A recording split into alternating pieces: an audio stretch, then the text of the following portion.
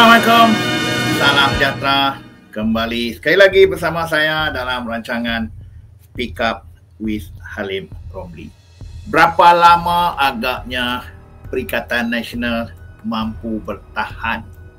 Hubungan antara kedua parti besarnya, PAS dan Bersatu, dilihat semakin berkecamuk dan peluang untuk mereka berpisah sebelum PRU nanti semakin hari semakin besar. Ya, kita tahu bagaimana kekecewaan parti PAS apabila 6 orang ahli parlimen Bersatu telah menukar sokongan kepada Kerajaan Perpaduan yang merupakan satu berkhianat besar, terutamanya kepada akar umbi PAS yang bekerja keras untuk kemenangan mereka berenam ini. Kita tahu PAS adalah parti politik yang lama dan berpengalaman luas. Mereka bijak membaca dan mencatur gerak politik mereka sendiri. Sebab itu, bila mana apa-apa isu berbangkit dalam Perikatan Nasional, PN, mereka akan kembali membuka pintu kepada UMNO. Kita lihat bagaimana ceramah oleh Ketua Pemuda PAS ini, Afnan Hamimi, sewaktu berkempen di PRK Don Air Kuning, masih lagi menawarkan tempat kepada Ketua Pemuda UMNO Akmal Saleh untuk bersama mereka. UMNO, parti yang akan bertanding dalam PRK Kuning ini, UMNO, apa suara mereka untuk bantah? Saya nampak ada Ketua Pemuda seorang saja duk cakap. Itu pun dia teruk, kena kecam, kena hentam. Saya simpati pada sahabat saya tu. Saya cadangkan malam ni, YB Datuk Dr. Kemal tinggalkan UMNO, join Pemuda Perikatan Nasional. Setuju? Ya, isu-isu berbangkit bukan setakat hubungan dengan Bersatu, tetapi juga PAS akan melihat tentang peluang mereka dalam PRU 16 nanti. Jika situasi politik sekarang tiada perubahan dan UMNO BN kekal bekerjasama dengan Pakatan Harapan menuju PRU 16 nanti, Perikatan Nasional berpotensi hilang sekurang-kurangnya 32 kerusi parlimen yang mereka sandang sekarang. Ini berdasarkan undi yang mereka perolehi berbanding dengan campuran undi yang sedia ada antara Pakatan Harapan dan Barisan Nasional. Ya, hilang 32 daripada 74 kerusi yang mereka menangi dalam PRU 15 2022 lalu.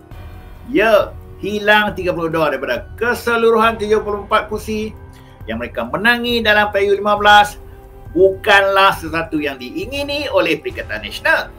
Malah, ini akan menjadi mimpi ngeri jika ianya benar-benar berlaku nanti. Dan kita percaya para strategis PAS tidak akan membiarkan perkara ini daripada berlaku. Mereka adalah parti tunggal yang memenangi kursi parlimen yang paling banyak dalam PRU lepas, dan mereka akan cuba pertahankan karisma dan kekuatan yang mereka ada. Dah cukup jumlah, melebihi daripada cukup. Dah cukup jumlah, melebihi daripada cukup. Dah cukup. Bersatu sememangnya sedar kerana kekuatan sebenar akar umbi PN adalah PAS, dan setiap kali pilihan raya, Bersatu hanya bergantung kepada kekuatan jentera PAS, terutamanya akar umbi di kampung-kampung di seluruh Malaysia.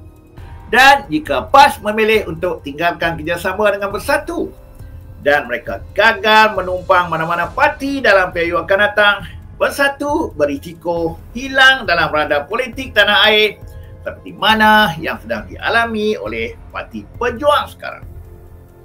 Secara umumnya, 32 kursi yang dimasukkan itu paling banyak adalah daripada Perak, iaitu negeri yang sedang berlangsungnya PRK Air Kuning sekarang.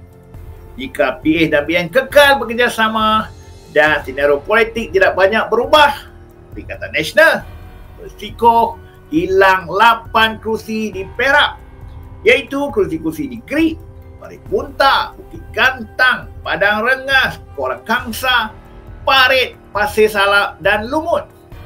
Manakala Pahang pula adalah negeri kedua yang paling banyak Perikatan Nasional berisiko terlepas dengan 7 kerusi, iaitu di Cerantut, Drama Kota, Kuantan, Maran, Kuala Krau, Temeloh dan Rompin.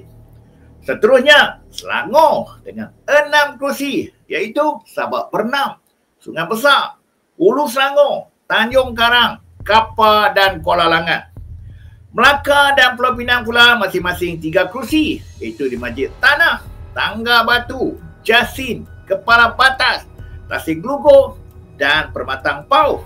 Manakala Johor pula berisiko kehilangan 2 kerusi, iaitu di Mersing dan paling menarik kerusi yang sedang disandang oleh Muhyiddin Yassin, iaitu kerusi Parlimen Paguh yang juga termasuk dalam sinaran.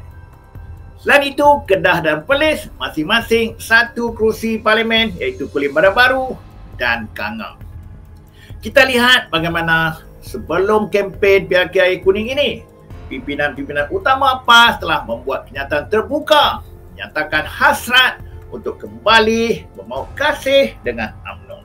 Ya, sepanjang kempen PRK ini, PAS juga tidak banyak menyerang UMNO dan mereka tidak berhasrat untuk membakar sisa-sisa runtuhan Piagam Muafakat yang ditandatangani sebelum ini, dengan harapan besar agar puing-puing tersebut boleh dikutip, susun dan dipaku semula untuk membina Mahligai baru. Walaupun mungkin tidak seindah dan sekukuh Taj Mahal, tapi sekurang-kurangnya bolehlah dulu untuk berpadu cinta buat sementara. Sebab itu, PRK Air Kuning ini akan terus jadikan medan untuk meyakinkan UMNO BN bahawa kerjasama bersama Pakatan Harapan dalam Kerajaan Persekutuan tidak wajar diteruskan.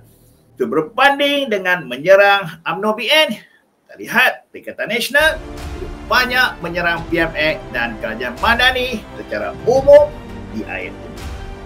Dan secara tidak langsung, ini memberi keuntungan kepada UMNO BN supaya mereka boleh fokus kepada strategi kempen tanpa banyak gangguan dan seterusnya berusaha untuk mencapai kemenangan dengan majoriti yang lebih besar seperti mana yang mereka sasarkan. Itulah dalam politik, tiada musuh kekal, tiada kawan kekal. Ya, politik adalah dinamik, sentiasa bergerak, berubah, mengikut perjalanan masa. Sekian daripada saya untuk ulasan Hak Talk kali ini. Teruskan beri sokongan kepada HRC. Terima kasih. Assalamualaikum.